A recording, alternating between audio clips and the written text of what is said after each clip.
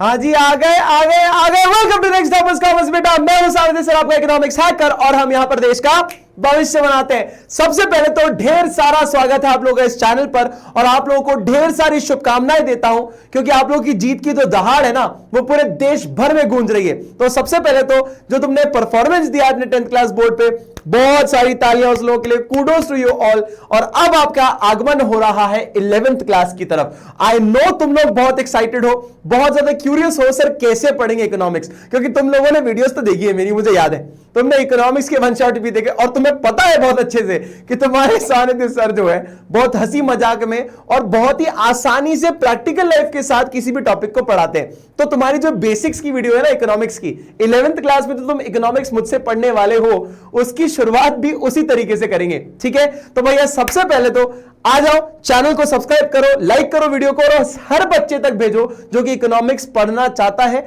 शुरुआत कैसे करनी है वो मैं बताऊंगा, घबराना नहीं है। अगर तुम्हारे सानिध्य तुम्हारे साथ है ना, तो तुम्हें बिल्कुल घबराने की जरूरत नहीं है। मेरे सानिध्य में रहकर तुम लोग सारे के सारे टॉप करोगे, ऑन टॉप, याद है ना। चलो जी, तो सबसे पहले सर इकोनॉमिक्स क्या है जरा समझाओ। अरे एक बार हुआ क्या, मैं गया ऑफिस में, एक दिन ऑफिस में आ रहा था, तो मैंने ना देखा कि एक पिज्जा की स्लाइस पड़ी हुई थी। मैंने बोला कोई है ही नहीं, क्या करे, मस्त बढ़िया आए। मैंने देखा भैया आते, जैसे ही मैं खाने जा रहा था तो हमारे आ गए शोभित सर। वो बोलते हैं क्या हुआ सानिध्य सर, अकेले अकेले खाने की कोशिश कर रहे हैं, नॉटी नॉटी। मैंने नहीं सर ऐसा कुछ नहीं है, मैं तो बस वो देख रहा था किसका स्लाइस पड़ा हुआ है। तो इनने बोला, एक मेरे साथ डील करी इनने, भाईचारा ऑन टॉप है, खा के देखते हैं, है ना, आधा आधा कर ले, कोई दिक्कत नहीं है। मतलब ठीक है। जैसे ही हम खाने जा रहे थे, कौन आ गए, प्रशांत सर आ गए।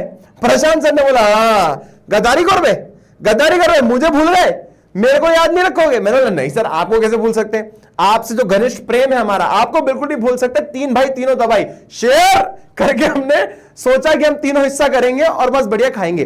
ठीक है, उतनी देर में हमारे प्यारे दिगराज सर आ गए, इन्होंने हमें इमोशनल कर दिया, मुझे भूल गए, मुझे नहीं दोगे। भाई इतने उसमें तो हम लोग कंफ्यूज हो गए, स्लाइस 1 लोग 4, क्या करें अब इसका, कुछ भी नहीं कर सकते, डिसाइड करना पड़ेगा ना। अब इसी को कहते हैं चॉइस मेकिंग, और इकोनॉमिक्स में चॉइस मेकिंग बहुत बड़ा रोल प्ले करती है बेटा। अब हमें यहां पे चूज करना पड़ा कि यार एक तो इतनी कम हमारे पास चीज है और लोग इतने सारे हैं, तो चूज क्या करेंगे। क्या हम जो इसको बेच सकते हैं, क्या किसको बेचे, जो सबसे ज्यादा बोली लगा उसको बेच देगा। क्या हम इसको क्या ऐसे इंसान को दे सकते हैं जो कि हम चारों में सबसे ज्यादा भूखा होगा, give it to the hungriest person. क्या हम इसको भाईचारे में शेयर कर सकते हैं क्या, तो हमें डिसाइड करना पड़ेगा। लेकिन इससे ना एक बहुत अच्छा कंसेप्ट हमें पता चलता है कि इकोनॉमिक्स का जन्म कैसे हुआ। इकोनॉमिक्स का जन्म हुआ स्केर्सिटी से। क्या होता है बेटा स्केर्सिटी, देखो हमारी दुनिया में बहुत सारी नेचुरल रिसोर्सेज हैं। ठीक है, नेचुरल रिसोर्सेज जैसे कि क्या, आपका होगा पानी हो गया, आपके फॉसिल फ्यूल हो गए, आपकी जो लैंड होती है, इरिगेशन लैंड होती है, वो हो गई। तो लोग इतने सारे लोग रह रहे, इनकी इच्छाएं बहुत ज्यादा है। हर इंसान चाहता है मुझे दे दो, ये भी चाहिए, मुझे ये भी चाहिए, ये भी चाहिए, मुझे तो वो भी चाहिए। ऐसी इच्छाएं अनलिमिटेड है इंसान की, लेकिन रिसोर्सेज कैसी हैं, एकदम लिमिटेड। तो आपकी इच्छाएं अनलिमिटेड और रिसोर्सेज लिमिटेड, तो आपको चूज करना पड़ता है कि इन रिसोर्सेज को किस तरह से इस्तेमाल किया जाए कि इन सबकी डिमांड को सेटिस्फाई किया जा सके और फ्यूचर के लिए भी बचाया जा सके। उसकी स्टडी को ही हम इकोनॉमिक्स कहते हैं। जैसे कि एक आपके पास पेट्रोल नाम का एक फ्यूल होता है, अब वो बेटा बस में भी लगता है, स्कूटी में भी लगता है, कार में भी लगता है, हवाई जहाज में भी लगता है और मशीनों में भी लगता है। अब उसको इस्तेमाल करना बड़ा क्रूशियल है ना, क्योंकि बहुत लिमिटेड है, एक बार खत्म हो जाएगा तो वापस नहीं बन पाएगा, है या ना। इसलिए हम लोग उसको प्लान करते किस तरह से इसका इस्तेमाल कर ले कि आज भी काम कर ले और फ्यूचर के लिए भी सेव कर सकें। इसी की स्टडी को इकोनॉमिक्स कहा गया। ठीक है, अब मैं तुम्हें एक बहुत प्यारा कंसेप्ट समझाता हूं, ध्यान से सुनना।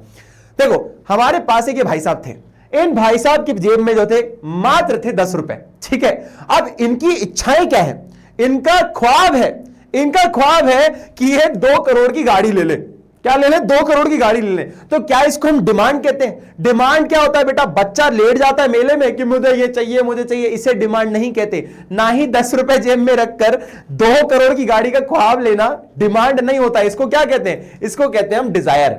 डिजायर का मतलब होता है mere wish to have a commodity, एक मात्र इच्छा है, एक ख्वाब है कि भैया हम किसी चीज को खरीद सके। यार मुझे लैम्बोर्गिनी लेनी है, ये ख्वाब है, जेब में भले 10 रुपए। ठीक है, लेकिन सर क्या हुआ, इस व्यक्ति को बुलाया गया, इसने ना मैसेज किया था, एक टीवी पे ऐड देखा, उसने बोला एसएमएस कर देना आंसर, तो इसको कहां पे इनविटेशन मिला, इसको मिला कौन बनेगा करोड़पति।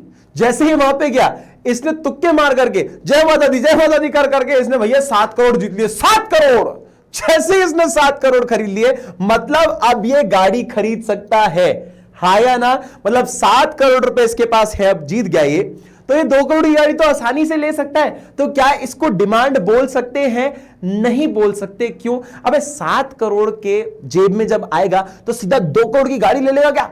अरे भैया प्रॉपर्टी में इन्वेस्ट करेगा कि सालों साल इस्तेमाल कर सके। जेब में अगर 100 रुपए होते हैं तो 100 ही खर्च कर देते हैं क्या सीधा? नहीं ना, कुछ कम करते हैं ना। उसी लिए कहा गया है कि सिर्फ आपके पास पैसा होना और इच्छा होना, इसको हम वांट कहते हैं, डिमांड नहीं कहते। वांट का मतलब क्या है? Is the desire which is backed by the ability and willingness to satisfied। मतलब एबिलिटी है, योग्य है खर्च करने के, 7 करोड़ रुपए है, बिल्कुल योग्य है, 2 करोड़ की गाड़ी खरीद सकता है। क्या इसकी इच्छा भी है? हां इच्छा है, पर सिर्फ यही 2 चीजें, इसलिए इसको हम वांट कहते हैं। सर फिर डिमांड क्या होती है बताओ ना। देखो डिमांड का मतलब है एक फोन रखा है आपके सामने, इसके अंदर आपकी 4 कंडीशंस होनी चाहिए। 4 कंडीशन क्या? सबसे पहले आपकी इच्छा होनी चाहिए। अगर आपकी इच्छा है खरीदने की तो आप बोल सकते हो कि हां डिमांड का एक कैरेक्टर फुल हो गया, ठीक है।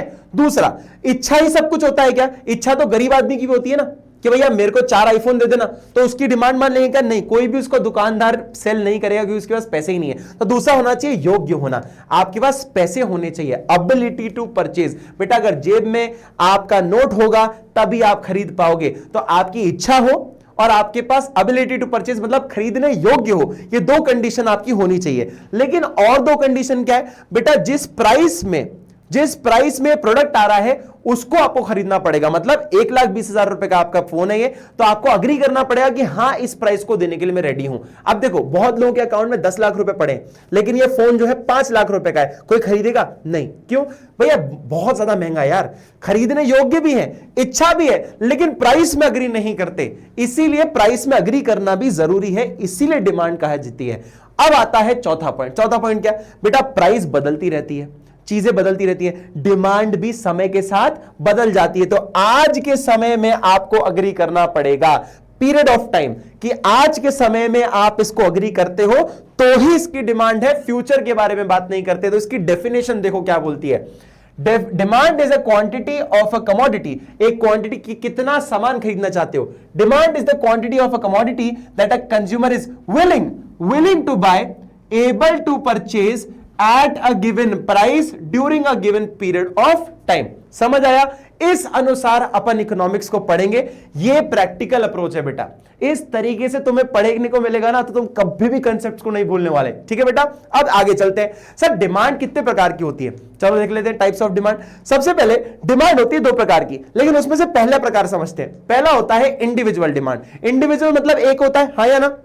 हुआ क्या, हमारे रोहित सर हैं, ये बने आज दूध वाले, ठीक है। क्या बने? दूध वाले बने। इनने क्या किया, इनके पास मैं गया और मैंने बोला रोहित सर एक काम करो, 1 लीटर दूध दे दो मेरे को। तो रोहित सर ने दूध निकाला और 1 लीटर दूध मेरे को दे दिया। मतलब एक इंडिविजुअल जब डिमांड करता है उसे हम इंडिविजुअल डिमांड कहते हैं। समझ आ गया बेटा? मतलब एक व्यक्ति जब डिमांड करे उसे इंडिविजुअल डिमांड कहते हैं। लेकिन क्या पूरे मार्केट शहर में एक ही आदमी डिमांड करता है? नहीं ना, इसीलिए उसको कहते हैं मार्केट डिमांड। दूसरी आपका जो टाइप ऑफ डिमांड है उसे कहते हैं हम मार्केट डिमांड। फिर रोहित सर को हम क्या बना देते हैं? दूध वाला। लेकिन यहां पर सबसे पहले कौन आया? सानिध्य सर है तुम्हारे। सानिध्य सर ने बोला भैया 1 लीटर आप मुझे दूध दे दो। यहां पे जैसे ही दूध निकाल रहे थे इतनी देर में हमारे प्रशांत भैया आ गए। प्रशांत भैया ने बोला कि भैया मुझे 6 लीटर दूध दे दो। 6 लीटर दूध मांग लिया इन लोगों ने, ठीक है। फिर जैसे ही 6 लीटर दे रहे थे उतनी देर में शोभित भैया आ गए। शोभित भैया ने बोला मुझे भैया 2 लीटर दूध दे दो। और जैसे ही ये निकाल रहे थे तो हमारे दिगराज सर भी आ गए। उन्होंने बोला भैया हमें भी अगर बच जाए तुम्हारे इतने सब लोगों के बाद तो मुझे भी दे देना 1.5 लीटर दूध। तो भाई अब ये चारों लोग डिमांड कर रहे हैं, इसे हम कहते हैं मार्केट की डिमांड, जो कि आप रोज अपने इर्द गिर्द देखते हो। दुकान के बाहर इतने सारे लोग डिमांड करते रहते हैं, भैया मेरे को भी दे देना दूध का पैकेट, भैया मेरे को भी ब्रेड का पैकेट निकाल देना, अच्छा मैडम आपको आटा चाहिए, अरे भैया मेरे को भी 2 किलो आटा निकाल देना। इससे कहते हैं मार्केट डिमांड। समझ आया बेटा? ये होती है टाइप्स ऑफ डिमांड। और इसके आगे चीजों को पढ़ेंगे। ये बेसिक्स है कुछ इकोनॉमिक्स की कि कैसे हम इकोनॉमिक्स को पढ़ते हैं, क्या क्या चीजें आती हैं, बाकी की चीजें अपन क्लास में भी पढ़ेंगे। तो याद रखना क्लासेस में बहुत मजा आने वाला है। तुम एक बार बस एनरोल करो और हम इतने इंटरैक्टिव और इतने शानदार तरीके से पढ़ेंगे ना कि ये सब चीजें तुम्हें पढ़ाई का पार्ट भी नहीं लगेंगी। लग रही है क्या पढ़ाई का पार्ट?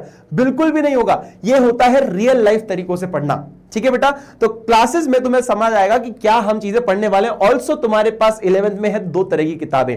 ठीक है बेटा, ये है माइक्रो इकोनॉमिक्स। माइक्रो इकोनॉमिक्स बहुत छोटे लेवल पर चीजों को इकोनॉमिकली पढ़ना समझाता है कि ह्यूमन का बिहेवियर कैसा है, किस तरीके से प्राइस बढ़ने पर डिमांड कम हो जाएगी या बढ़ जाएगी, कोई भी चीज महंगी होती है तो उसकी डिमांड कम होती है कि बढ़ती है। ये सब कंसेप्ट हम वहां सीखेंगे। कुछ लोगों ने थ्योरी भी दी है, उन थ्योरीज को समझेंगे। तो ये कुछ चैप्टर्स आपके पास हैं। ये है माइक्रो और ये है स्टैटिस्टिक्स। ये आप एक बार कभी देख भी चुके हो। देखो मीन मीडियन मोड आपने पढ़ा हुआ है, उसके साथ साथ कई सारे अपन और टॉपिक्स को भी पढ़ेंगे स्टैटिस्टिक्स के अंदर आपके 11th क्लास के अंदर। ठीक है बेटा, 2 किताबें होंगी, दोनों का जो वेटेज होगा वो 40-40 का होगा।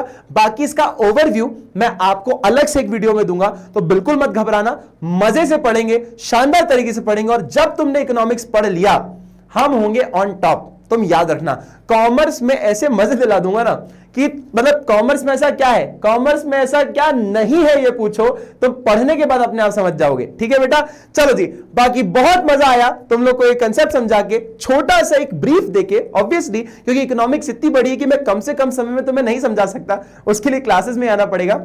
लेकिन आई होप कि तुम्हें थोड़ा बहुत पार्ट समझ आया होगा और तुम्हें मजा भी आया होगा। ठीक है, बाकी मिलेंगे और ऐसी साथ वीडियो के साथ और क्लासेस में, और अपने आप को और इंप्रूव करेंगे और बेहतर बनाएंगे और कॉमर्स में अव्वल नंबर लेके आएंगे। ठीक है बेटा, ह्यूमैनिटीज के अंदर, कॉमर्स के अंदर अव्वल नंबर लेके आएंगे। चलो जी, बाकी मिलते हैं नेक्स्ट क्लास में, तब तक के लिए bye bye, take care and see you. Thank you so much.